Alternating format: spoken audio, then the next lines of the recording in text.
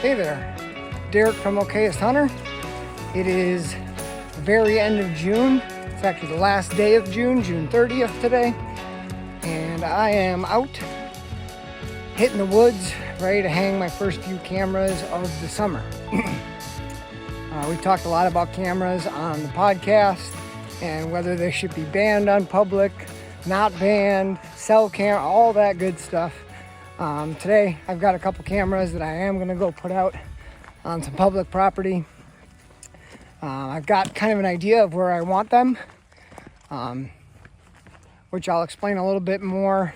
But this is the third year that I'll be on this particular property.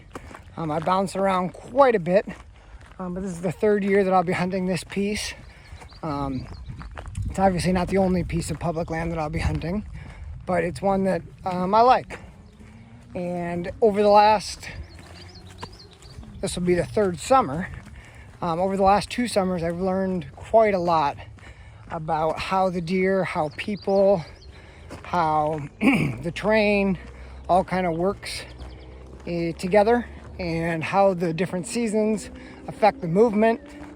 This is a piece of property that I've spent a fair amount of time walking. Got good summer pictures here. I've found sheds here. The deer live in this general area all of the year, so it's got kind of everything they need, which is awesome. It makes it a lot more fun without them running off onto different chunks and private chunks that you can't always access. So I'm pretty excited to get out here and get some cameras up, see if I see any familiar faces from bucks last season. So it should be a good day. Backpack is loaded down. I think I got 10 cameras in there. I've got my Latitude Carbon Speed Series sticks. Plan is to get probably a couple cameras elevated, but I've also got a couple different trees out here that I'd like to get some sticks up on and just see what the visual is like, to kind of just mentally prep for bow season. You can't gauge how your bow season is going to go by what you get on your summer cameras, because as we all know, patterns shift. And once that velvet comes off, things change. But what I've noticed over the past 2 summers of trail camera intel is these bucks use a lot of the similar areas. They change how they use them a little bit, but if I can get a buck's picture in July and August here, pretty good chance he's going to hang out here for a little while longer. So that's the point of hanging cameras today. I've got a few spots that I've already hung in the years past that I'm going to rehang, and I've got a handful of new spots that I'm excited to try out. And I've also got some new scrape juice from our buddy Kevin Vistison, his DH3 scrape system I'm going to try out. Normally I'm just a me-pee guy, meaning I clear out a scrape or a mock scrape and I piss in it myself, and the bucks seem to like that. But I'm excited to try his new scrape juice system. So that'll be the first bit of scent that I've tried in scrapes in quite a while. So I'm excited to try it. He's had people have some really good success on it. So I'll kind of document that process as I set up a couple of these mock scrapes. Not every camera I hang is going to be on a scrape or a mock scrape, but I do have a couple spots in mind that I think will be perfect for it. So I'll take you along that journey. Some fresh deer tracks. All right, things are looking good. All right, I'll take you guys with today and show you some of my camera setups and what I'm hoping to do with the placement of these cameras. So, all right, come along, let's do it. All right, first camera is hung. Got it up in that little bit of buckthorn. And then I was just making my way to a second location, I don't know, 200 yards away. And I came out to a little opening here. You can see I'm in a bunch of brush. And there's a little point of trees right in front of me, some popple trees. And I was coming right to the point, wondering if that'd be a decent spot for a camera. A couple trails come around, and I jumped a lone deer, bedded in the shade, right on the inside edge of that point. And the wind is blowing from that point toward me right now, so I looped downwind so that deer wouldn't get too spooked. It ran into the wind, and then I just made it around the tip of this point to here, and I jumped another lone deer out of this little patch of brush. Sounded pretty good size. And then when I got down to this downwind side, I could actually smell that other deer. Didn't smell obviously ruddy, but it's a pretty significant odor it could smell. So I'm wondering if these are 2 bucks in a bachelor group, which kind of changes my plan here. I was gonna hang a camera down here. I'm still gonna walk down there and take a look at that spot, but I might end up hanging one right on the edge of this point here, just because it's an easy spot to hunt. Obviously, if they're bedded right here, it's not an easy spot, but as these bucks shed their velvet, they're gonna move a little bit more out of these open grassy areas, which they love in summer, just because there is so much browse out here in these openings where the sunlight hits. They love bedding out in the open. They can step out of their cover and get the bugs off their back with the wind. They just love these open spots. But then as they shed their velvet and they get a little bit more reclusive, they'll retreat back into a little bit of this thicker stuff. So instead of penetrating deep into that thick stuff, maybe I should just stick closer to the edge here. But this spot right up here has kind of a inside corner effect. What I mean by that is there's this finger of popple, and then there's this finger of brush that extends out, and right in here is the corner. And this spring when I was scouting, there's a lot of trails that kind of popped out and worked through this little opening. Tons of clover in here for them to feed on. Tons of clover. There's a runway coming out with a big old rub right here. That's real tall. So I think what I'm gonna do, I think I'm gonna end up hanging a camera right here in this corner and just kind of monitoring. I can come around so I don't have to walk where I jumped those deer. I can come around and get in here from a little bit better spot. And I think that'd be good. I think I'm gonna put my camera right up here. I can get a couple sticks high, monitor this little corner, and hopefully get a bead on whatever it is that was bedded out here. So right now I'm gonna use the latitude sticks. This tree's in a perfect location. A couple things I think about when hanging cameras, especially in summer, is you gotta be conscious of how your camera performs in grass. So this grass, when the sunlight's beating on it, obviously the heat signature goes up, which your camera is monitoring heat and movement. So if it's warm on that grass, sun's beating down on it and the wind is blowing, some cameras will just take endless pictures of blowing grass. The cameras I have in my bag are cheapies. I've got a couple Tascos and a couple Wild Views, and I've had really good success with the Wild View cameras, not taking pictures of blank grass photos. So I'm definitely gonna put one of those here. And then what I'm also gonna do is think about the direction this is facing. You can see the sun is, right behind me. So I'm gonna face my camera toward the east, which will be great for afternoon because that sun is not gonna be facing into my camera. Ideally, having it point north is always a good thing because you don't get a lot of lens flare, but I think this will be fine here. So we'll put her right up there, facing this corner, and see what we can get here.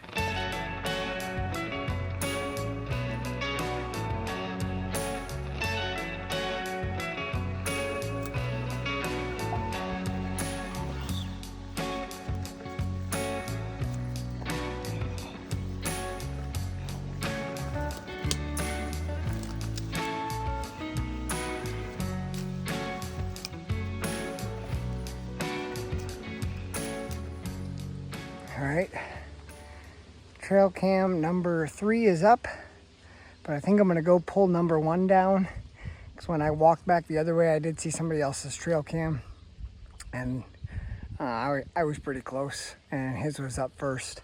So I'm gonna go pull that one down on my way out to the other area. But here we got a camera.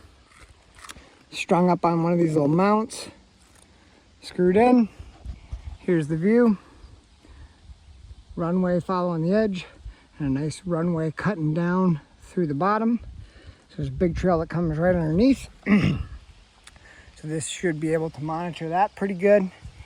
Maybe a slight upward adjustment. There we go. And we'll set. I'm one stick and a sketchy branch high. So this one's up a little bit higher because I had to try to shoot over the top of this. A little bit of brush there. But all right, I'm gonna go grab that first one we hung and just take it with me and put it somewhere else. And then we're off to a different little section. Here we go.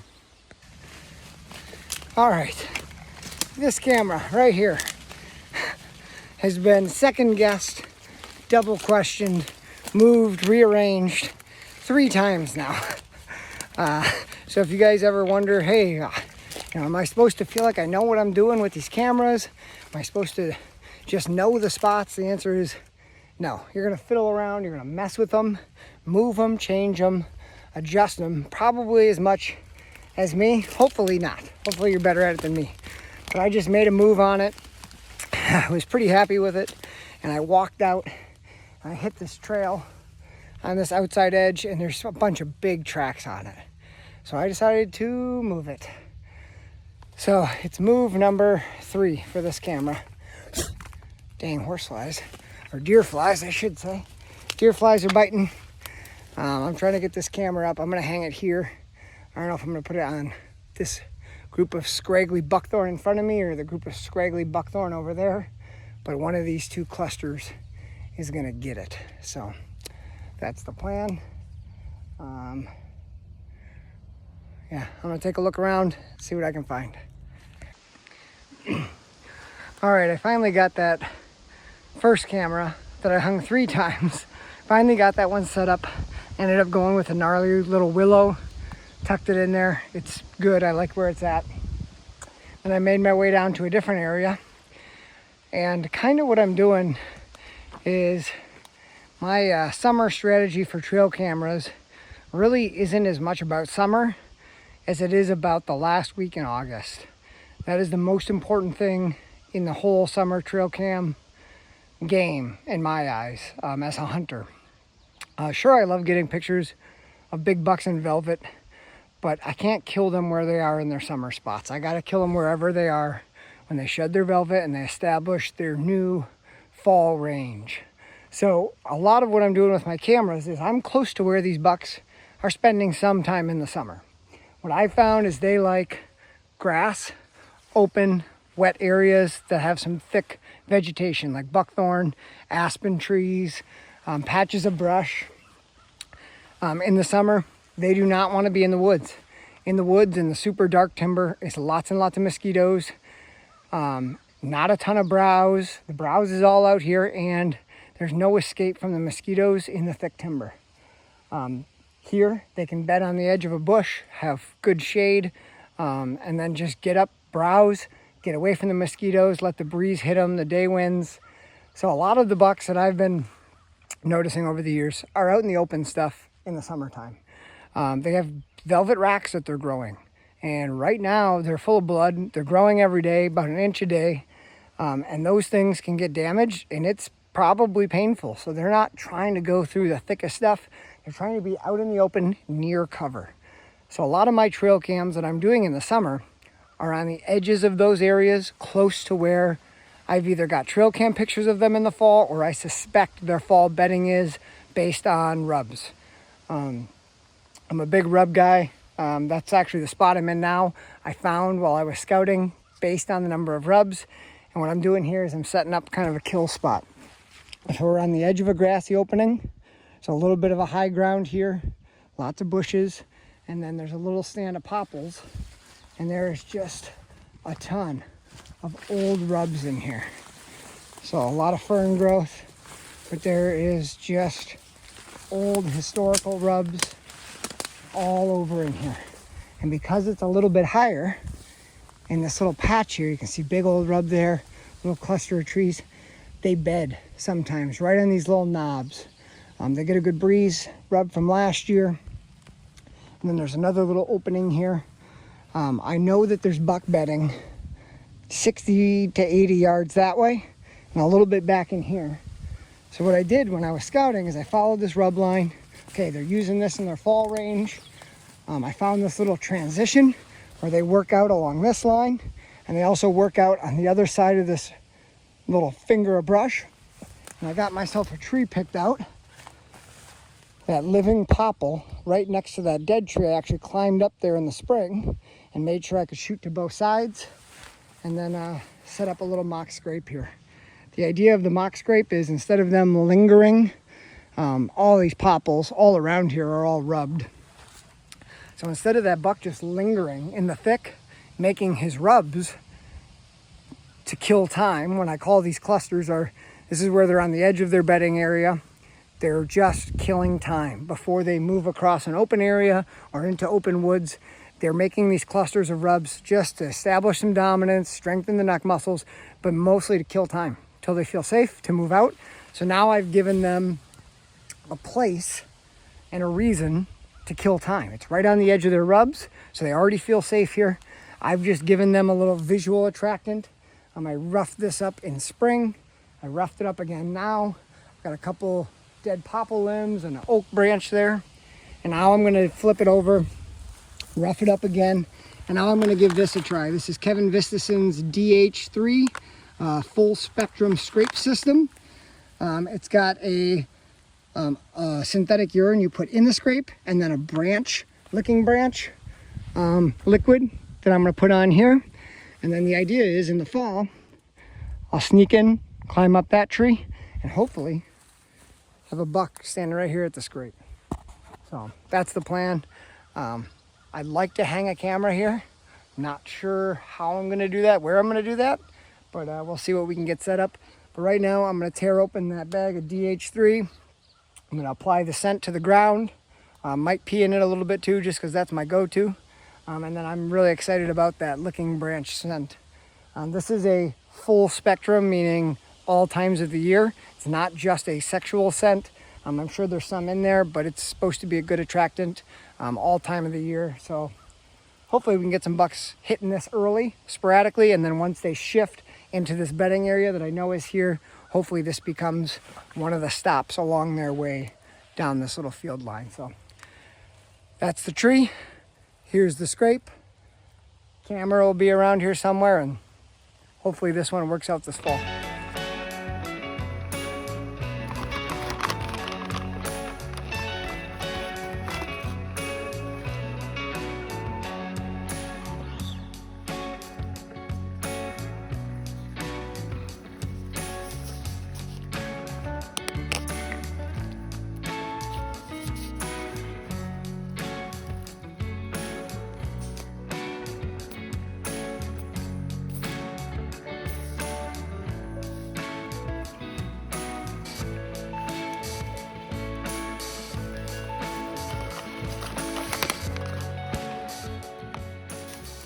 All right, final setup. Camera is here. Scrape is there where that dead limb is. Kind of looking at this little opening here. So we got that all set up. I don't like the way it's rigged, but it's rigged nonetheless. Mosquitoes are getting worse and worse every minute that ticks by. So I'm trying to speed her up. I've got a bunch of cameras here that I know kind of where I want to put them. I just got to get to them. And as you know, summer is not the ideal time to be doing all your walking and your scouting, but I don't get much time off in the fall. So I like to spend that time hunting, and I got summers off. Wife is watching the kids right now, so I'm in the woods. That's what we do. We take the time we get and we use it. So into the bush we go.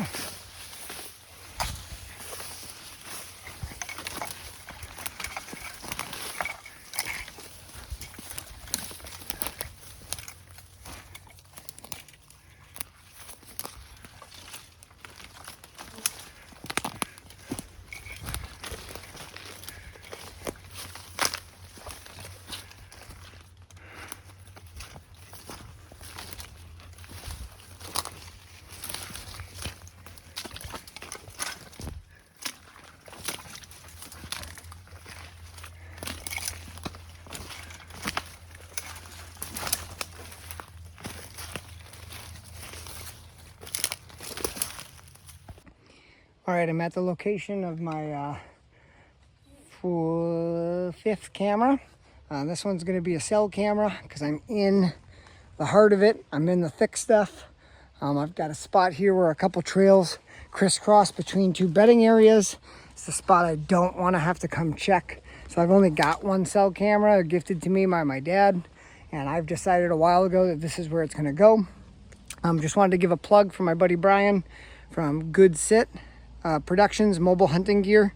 He creates these cool little brackets with that T-bar that's threaded that you can get the angle of your camera exactly how you want it. I'm also using one of his paracord wraps on my Latitude sticks because frankly it's just way better than the one that comes with the Latitude sticks. So I'm gonna get this camera hung. It's gonna be shooting right at this opening, and there's just a number of trails that crisscross right through this little point.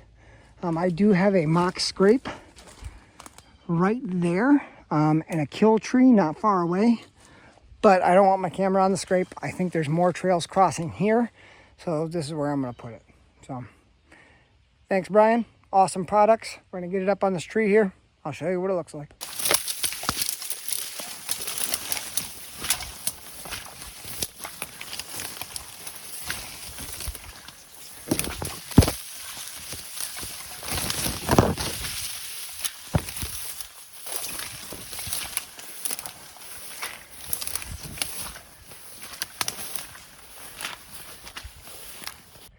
All right, camera number 6 is hung right here. This is a classic Malcore make it work jerry rig setup. Got a real nice crossing here. It's a big trail that comes off a highland down across this little marsh. It pinches right through that little opening there. There's also a trail that comes along the edge. A couple of old rubs from last year. So I wanted to monitor this crossing. I had picked out that popple tree right there as an actual possible hunting tree last year. Never hunted it, but it seems like they come right through here and they funnel out into this marsh to bed. In the evening, they seem to go the other way past my other cameras, but in the morning, I think that would be a decent spot. So what I did is, there's no good trees in this little clump of willows, so I cut down a piece of buckthorn. It's invasive, so cutting it is not a very big deal. I cut down a piece of it, just a small sapling, cut one edge into a nice sharp point. I just sunk it down into this muck about 2 feet, try to get a good solid hold. It's halfway decent. It'll probably be face down in the mud when I come back to get it, but it is what it is. It should hold up okay, but it's view right there. We're getting the travel going this way, and then the crossing right in front of the camera. All right, so that wraps up this part of the marsh. I'm gonna make a big loop, hit a couple more spots here, get some more cameras hung, so should be good. Ooh, she is marshy here. But here you can see from last year, a couple rubs, nice trail dropping in right there, a couple snapped off rubs there, pretty good looking spot. So yeah, that's decent. That's decent. All right, on to the next one. Mosquitoes. Yeah. All right, here we go.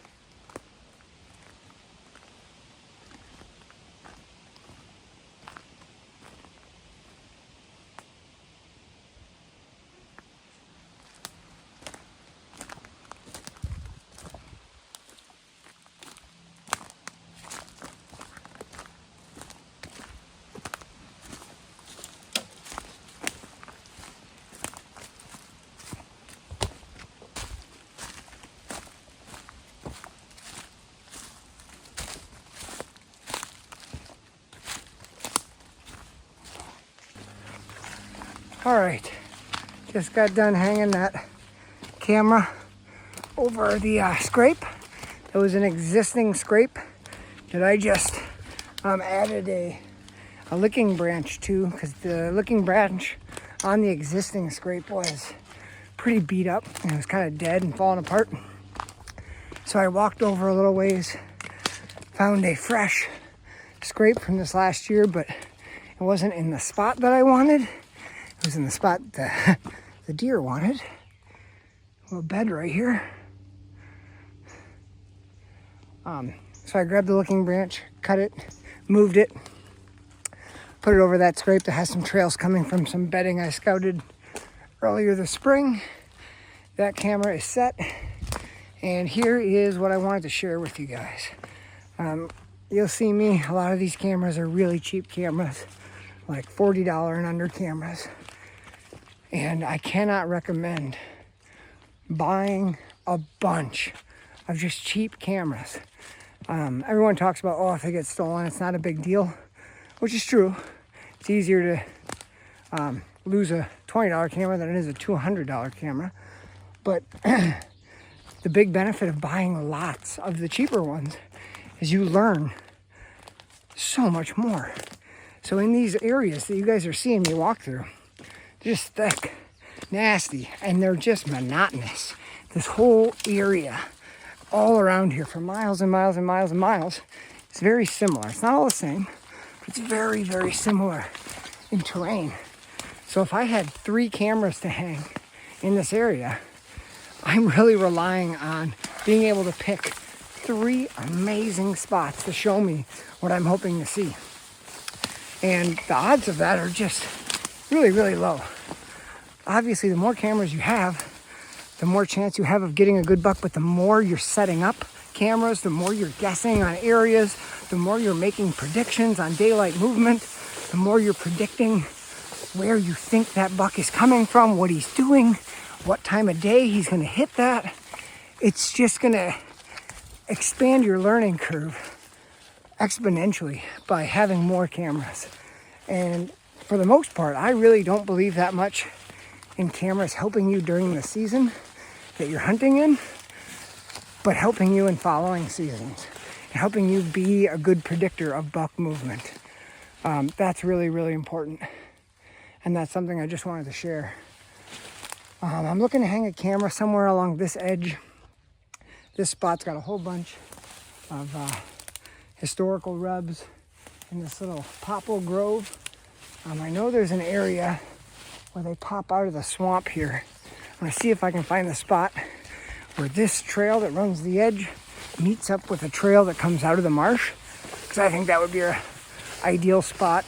Anytime you can cover 2 different entrances or exits, obviously you're gonna learn more specifically where those deer are coming from rather than just walking down the trail. So I'm gonna see if I can find that spot. Oh, this might be it right here. And hang my last camera, but just wanted to share that with you guys. All right, still looking for the spot. Here we go. All right, another trail cam up. This is a Tasco. What we're looking at here is we've got the marsh back behind the camera. There's a good trail coming out through the thick stuff here. It turns, comes up, and meets this old opening. And there's a big trail that comes right through there. Kind of hard to see, but it came back from where those old historic rubs were. So I got my camera in there, looking down this opening, getting anything on this trail and anything stopping through here. Got a little licking branch set up, sprayed the DH3, poured some of the synthetic urine here. And I'm sure we'll get some pictures, some deer cruising down the edge here. You can see this oak is all browsed up like crazy. Old rub right here. So it looks like it should be a decent spot. I've got one more camera in my bag, and I know the spot I want to put it. It's right outside a bedding area that I had an encounter with my #1 target buck last year. I had like 6 yards and I blew it. So I actually set up a mock scrape last year for a camera only to realize that my camera that I brought with me wasn't working. So I never hung a camera there, but I've got a camera today, so the setup should work. And this is one that I can slip into somewhat easily without going through a bunch of the good stuff. So usually those spots are the best as far as getting good information to hunt off of, and not just good pictures and then you go in there to get it and you blow it all out. So I'm gonna head into that last spot and then I can finally get the heck out of these woods. Don't get me wrong, I enjoy it. Mosquitoes, deer flies, sweating, going through the thick nasty crap. I secretly love it. Otherwise, why else would I do it to myself? All right. Through one more open section of marsh, and then we're in. All right, last trail cam setup. Camera mounted on the little buckthorn. We are in the heart of it. You can see right back there where you can see that clear opening. That's the bedding area I had the encounter with the big guy last year at 6 yards, messed it up. But there's a number of trails that come in and out of there. See right back here, they kind of come from that way. I had made this scrape last spring or last summer. Never got a camera here, but they had kind of taken it over. And I used to run a camera another 150 yards down that trail there. But I want to hone in a little bit closer to the bedding area. So this is close enough to the opening I walk in that I can check pretty easy. I can come from right behind the camera without crossing any of the major trails. All the major trails run in front, so I can kind of sneak in, check that camera without making too much noise or leaving scent where I expect the deer to be coming from. But we all know that's a joke too, because wherever you expect them to come from, yeah, they usually come from the other way. But that's just what I've noticed through hunting and running trail cams back here, is that's the kind of movement that we've got. So I'm playing off of what's happened historically. Could it all be different this year? Yes, of course, it probably will. But that's how we learn. We got to try. So that is the end of my trail camera day. Spent a good couple hours sludging around in the marsh, setting cameras. A lot of my cameras in the thicker stuff, but just keep in mind the summer photos are not necessarily what I'm going for. What I'm going for is that all my cameras are in the transition spots that I have seen bucks move to. I've seen early season rubs, and I've seen early fall rubs in these spots. So the idea is it's gonna be July 1st tomorrow. Oh boy, we're in the hummocks. I hate the hummocks. That'll give my cameras 2 full months, all of July, all of August, for everything that I did today, all the stinky sweat that I've just left in my good spots. Damn deer flies. Oh God, I got the forehead. Oh, that's a good one. It'll give 2 months of time to let that scent slowly wash away and dissipate. Any disturbance that I've caused, those deer will kind of forget about. And when those bucks start shedding velvet, ripping up all this brush and moving from their summer range into their fall range, my cameras will be waiting.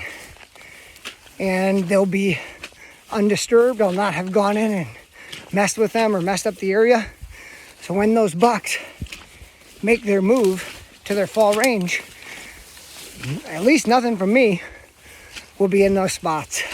And they'll be able to settle in nicely. Hopefully they'll find it safe and what they're looking for.